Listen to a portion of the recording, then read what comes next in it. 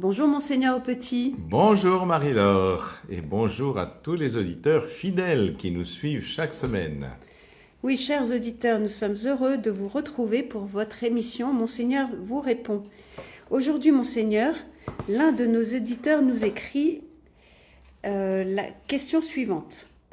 J'ai écouté un enseignement sur l'Esprit Saint que vous avez donné en Bretagne et dans lequel vous abordez la question de la différence entre l'esprit, l'âme et le corps, mais sans avoir le temps de développer.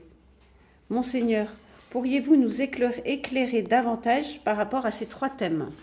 Ah bien, je vois que je suis suivi, alors même quand je vais en Bretagne. Bon, alors oui, effectivement, c'est un sujet assez complexe que de distinguer l'âme, le corps et l'esprit. Parce que souvent on parle de corps et d'âme, mais l'esprit, on ne sait pas, est-ce que l'âme c'est l'esprit, etc. Donc je vais redonner des définitions un peu précises. L'âme, le mot lui-même, quand il est en français, il traduit le mot latin anima. Anima, c'est ce qui anime, c'est-à-dire c'est le principe de vie tout simplement. Et le principe de vie informe tous les vivants. C'est-à-dire que pas seulement l'homme. C'est-à-dire qu'il y a une âme végétale pour les végétaux, puisqu'il y a un principe de vie chez les végétaux, une âme animale pour les animaux, bien sûr, une âme sensitive, puisqu'ils ont effectivement cette faculté particulière, et l'âme humaine, elle comprend effectivement les deux formes d'âme de principe de vie, végétative, animale, mais aussi spirituelle. C'est ça qui, pour nous, signifie quelque chose de la particularité de l'âme humaine. L'âme humaine, c'est le principe de vie qui informe tout organisme, mais chez l'homme, elle est spirituelle tout simplement parce qu'elle est insufflée par Dieu. Le Seigneur Dieu, dit la Genèse, modela l'homme avec la glaise du sol, il insuffla dans ses narines une haleine de vie et l'homme devint un être vivant. C'est-à-dire que Dieu qui est la vie va donner cette dimension spirituelle à l'âme humaine parce que cette âme humaine est capable de Dieu. Depuis toujours, on voit que les hommes ont un rapport avec la transcendance. Ça leur est propre, ça leur est particulier. On n'a jamais vu un bonobo prier, par exemple. Et donc, alors que chez l'homme, on voit toujours ce rapport avec la transcendance. Donc, cette âme spirituelle est ce qui est propre à l'homme. Donc, c'est le principe de vie. Ce principe de vie étant avec des étapes différentes en fonction de la nature de cette vie. Si elle est la vie des végétaux, la vie des animaux ou la vie humaine, capable de Dieu et donc se mettre en rapport avec Dieu. Et c'est parce que cette âme est spirituelle qu'au moment de la mort, eh bien, puisqu'elle est spirituelle et que cette dimension spirituelle lui est donnée par Dieu, elle retourne à Dieu. Elle est immortelle, immatérielle, si vous voulez, parce qu'elle est capable de saisir un au-delà qui la dépasse, et puis d'agir en conséquence. Elle est capable de Dieu, elle échappe à la mort organique de l'élément matériel qu'est le corps, mais elle est définitivement quand même marquée par l'individualité corporelle à laquelle elle a donné la vie. Ce sera toujours l'âme de monsieur un tel ou madame un tel. Donc voilà, nous croyons vraiment que cette âme, c'est pas une réincarnation dans un corps différent avec une personnalité différente. Nous ne croyons pas à la réincarnation et ni à la métempsychose. D'ailleurs, la métempsychose, ce serait pire. C'est-à-dire qu'une fois, en rigolant, j'ai dit à ma maman, tu te rends compte, maman, si ça existait, la métempsychose, toi, tu te réincarnes en chat et moi en souris. Nos rapports vont être difficiles dans l'avenir. Et donc, voilà, enfin, c'est une boutade, mais nous croyons vraiment que l'âme, c'est l'âme de quelqu'un en particulier, que nous sommes unifiés, corps et âme. Dans une émission précédente, j'avais expliqué, c'était le cœur. Le cœur, c'est le centre de la personnalité, justement, corps et âme. Après le corps. Le rapport au corps, le corps, c'est facile. On le voit, on le distingue, on sait comment il fonctionne. D'ailleurs, plus on voit comment il fonctionne et plus on peut être admiratif de ce corps qui est absolument quelque chose d'extraordinaire.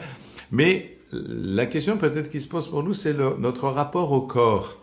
Est-ce que on voit bien aujourd'hui, est-ce qu'on peut dire « j'ai un corps » ou « je suis un corps » C'est capital.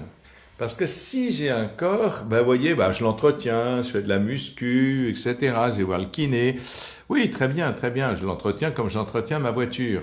Mais le corps, c'est moi. C'est pas simplement quelque chose que je possède dont je peux faire n'importe quoi. Et souvent, aujourd'hui, on considère le corps comme un objet. C'est pour ça que, d'ailleurs, au moment de la mort, on passe au crématorium parce que ce corps n'a plus aucun sens. Et c'est important parce que justement, on revient à une forme de platonisme. Vous savez que Platon disait justement que, au fond, le corps, c'est tout à fait méprisable. Enfin, méprisable. Pour lui, c'est rien du tout, puisque ce qui est important, c'est justement la dimension spirituelle de l'âme, capable, comme disent les philosophes grecs, d'extraire l'intelligible du sensible, c'est-à-dire de connaître des dimensions universelles des choses matérielles qui nous entourent. Extraire l'intelligible du sensible, c'est être capable d'intelligence et de volonté libre, de poser des actes libres. C'est ce qui ferait la spécificité de l'âme humaine pour les Grecs. Du coup, la vraie question qui se pose, c'est la dualité entre le corps et l'âme. Le corps, pour Platon, c'est rien du tout, c'est l'âme qui est importante. Et il parle du mythe de la chute des âmes dans le corps. Et voilà pourquoi le corps, c'est parfaitement méprisé par les Grecs, en particulier, bien sûr, par Platon. Et on comprend d'ailleurs pourquoi Paul, quand il va parler de la résurrection, a autant de mal. Il va parler à l'aéropage. Donc, c'est un peu le Sénat grec.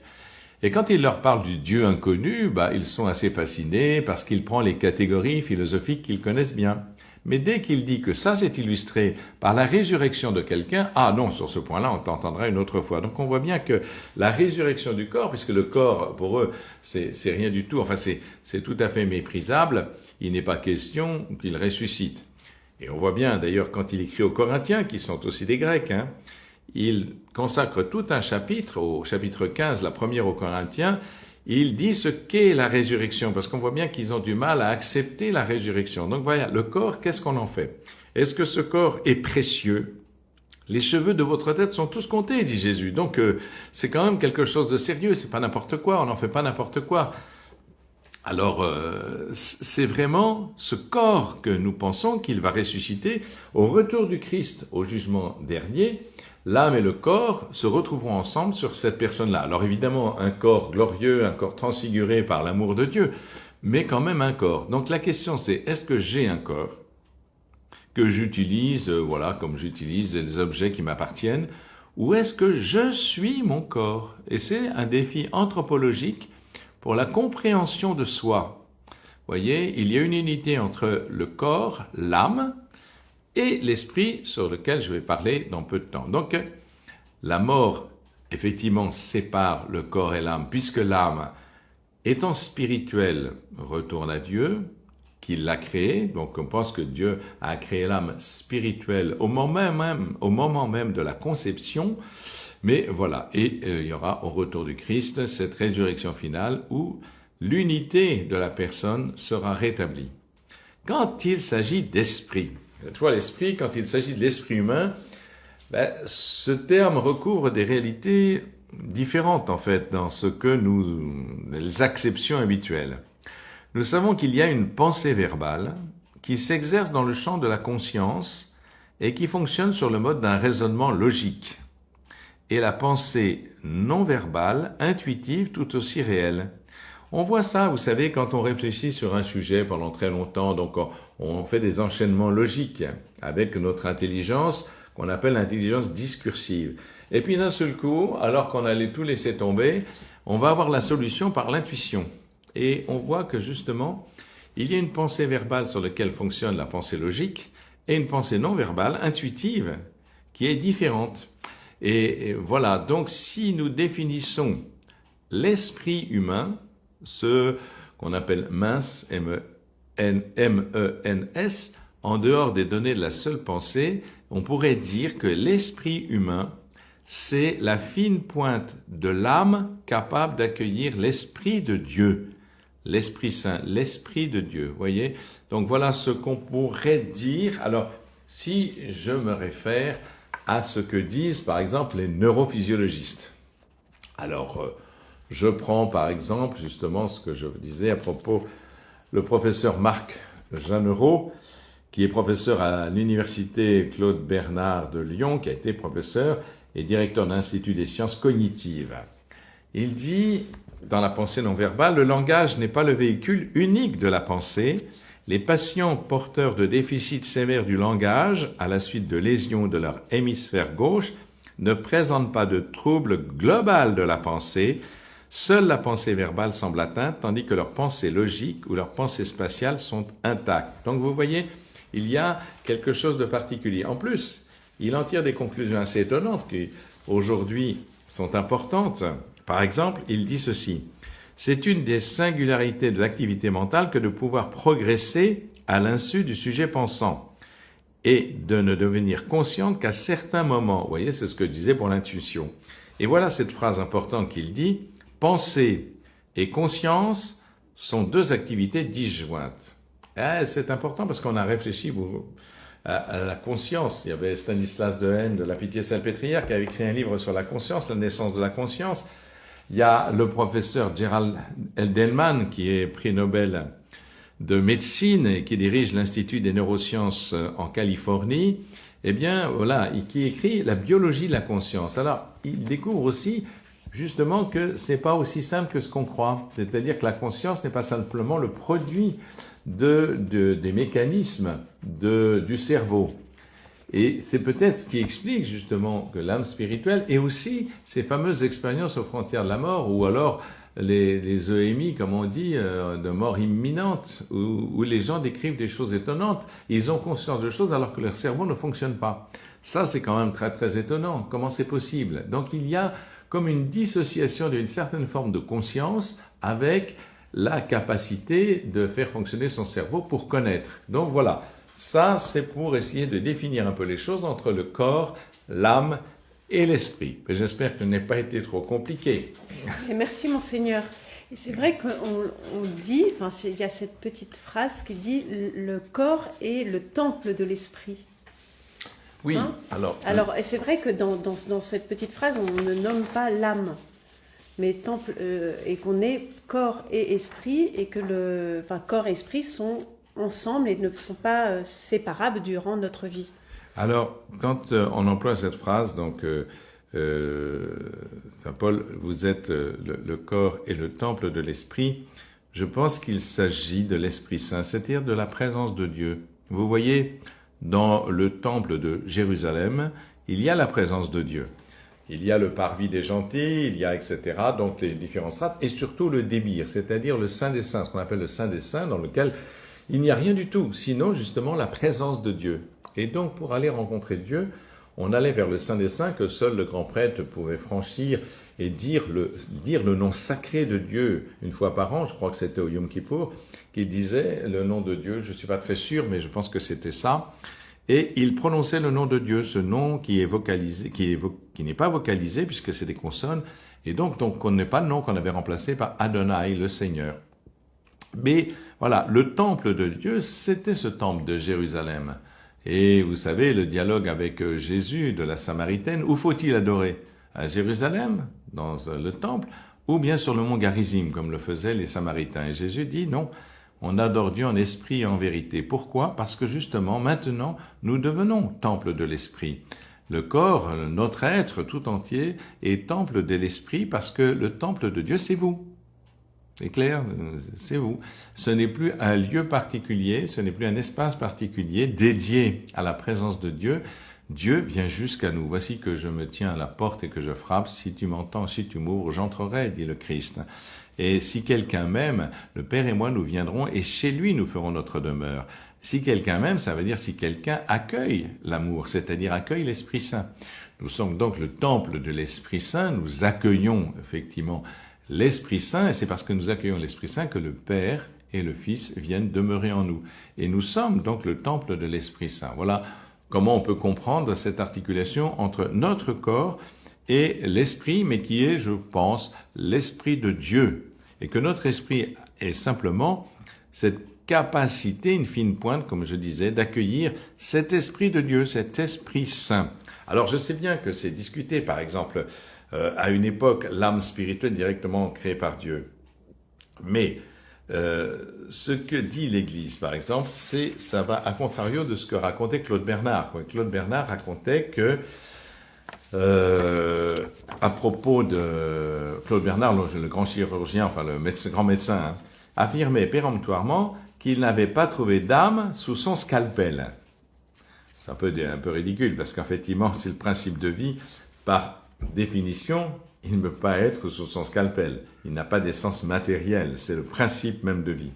Donc voilà, enfin bref, c'était ça. Donc on voyait bien que à l'époque, dans ce 19e siècle, il y avait quand même un recul par rapport à la foi, tout simplement parce qu'on pensait qu'il y avait une dichotomie, enfin une opposition, un antagonisme entre science et foi. La science allait tout expliquer et la foi n'était là que pour boucher les trous. En fait, c'est pas vrai du tout parce qu'aujourd'hui, c'est pas ce qu'on dit. Vous voyez, Heisenberg, qui est un prix Nobel de sciences d'aujourd'hui, et qui a découvert ce principe d'incertitude, dit ceci, je le cite, « La première gorgée dans le calice des sciences de la nature rend athée, mais au fond de la coupe, il y a Dieu qui attend. » Donc vous voyez, aujourd'hui, on a changé parce que autrefois, du temps de Claude Bernard et puis Simon de Laplace, qui disait à Napoléon que Dieu est une hypothèse dont on peut se passer, se fondait sur les mathématiques comme une science absolument exacte, et puis sur la physique, mais la physique mécanique de Newton.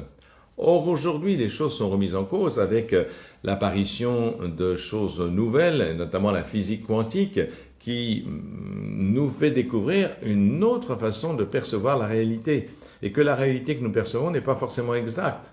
Einstein a montré que ce que nous observons est faux.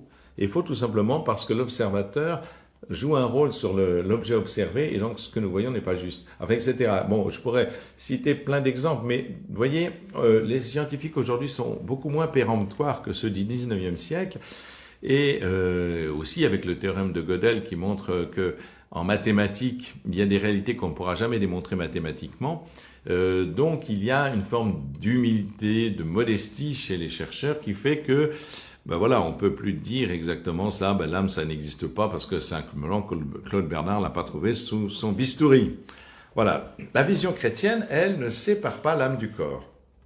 Donc, comme je le disais, cette âme directement créée par Dieu. Et vous voyez, quand Maurice Zindel, vous savez, le grand théologien, là, a réfléchi à la question, voilà, je le cite aussi, on se trompe radicalement lorsque l'on ne voit pas que notre corps, ce que nous appelons notre corps en le séparant arbitrairement de notre âme, on ne voit pas que le corps, je veux dire l'homme tout entier, aussi bien dans ses facultés organiques que dans les plus subtils mouvements de sa pensée, que l'homme est esprit. Je cite ça, c'est un livre paru chez Anne Sigier, Ta parole comme une source. Vous voyez ? Donc, c'est important de comprendre justement que la dissociation de l'âme et du corps, c'est à la mort. Mais que d'ici là, il y a une unité profonde qui constitue notre personne et ce qu'on appelle le cœur de la personne, le centre de la personne. D'ailleurs, si Jésus lui-même, vous savez, mon âme exalte le Seigneur, c'est la Sainte Vierge Marie, et puis Jésus poussa un grand cri et rendit l'âme, rendit l'esprit à l'âme. C'est compliqué parce qu'elle n'est fait, bon voilà, Matthieu 27, 50. Et le catéchisme de l'Église catholique, en son numéro 362, dit ceci: la personne humaine créée à l'image de Dieu est à la fois un être corporel et spirituel. Est un être, à la fois corporel et spirituel. Le terme âme désigne dans l'Écriture sainte la vie humaine ou toute la personne humaine, mais il désigne aussi ce qu'il y a de plus intime en l'homme et de plus grande valeur en lui.